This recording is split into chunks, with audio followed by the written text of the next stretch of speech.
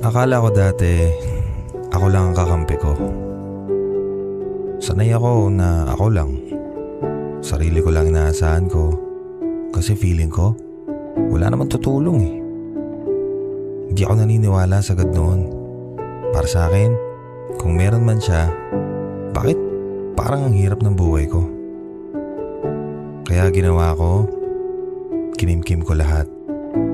Sama ng loob, galit, pagod, lahat ako lang. Pero dumating yung point na hindi ko na kaya. Doon ako unang nagdasal. Kahit hindi ako sigurado. At doon nagsimula magbago ang lahat. Hindi siya biglaan, pero gumaan. Nagkaroon ng peace na hindi ko ma-explain eh. Doon ko na-realize, hindi pala ako nag-iisa all this time. Hindi pala ako naghahanap ng sagot. Hinahanap ko lang pala siya.